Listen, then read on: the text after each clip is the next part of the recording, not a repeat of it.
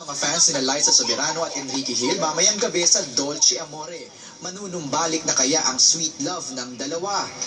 Hindi malayo sa kanilang real-life status. Ilang beses nang natanong ang Lizken kung sila na pero consistent sila sa pagsasabing parang sila na nga. Pero naintriga ang fans sa photo na in-upload nila na may caption na forever. Kaya natuwa din kami sa word na forever kasi first appearance namin together on screen. She's the one. Yeah. Ang last line talaga namin sa movie. Sorry, kulit ni... Ang best friends forever, ang sasabihin ko. Tapos sabi niya, forever.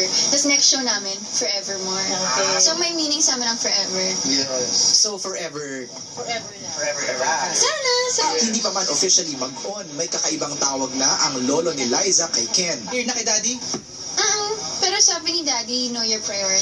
Si may... Yung Daddy Jeff ko, yung lolo ko, yan talaga ayaw. No. Yeah, pero Sabi niya 23 ko pwede pero mag-birth. tawag sa akin.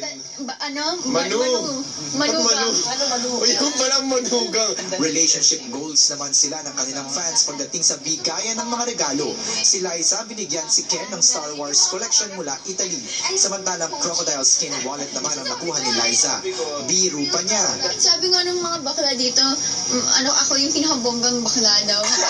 Kasi di ba mga bakla mahilig mamigay ng regalo? Pero mas excited sila na ipakita ang kanilang tinuturing na babies. This is Boo Boo. Hi Boo Boo. Say hi. This is Gucci. We love animals. Gusto ko pa nga magka-penguin, panda. Yan yung mga pangarap ko. Thankful sila sa isa't isa na pareho sila ng interests dahil ito ang kanilang nagiging bonding activity sa gitna ng kanilang hectic taping schedules at world tours. MJ Felipe, ABS-CBN News.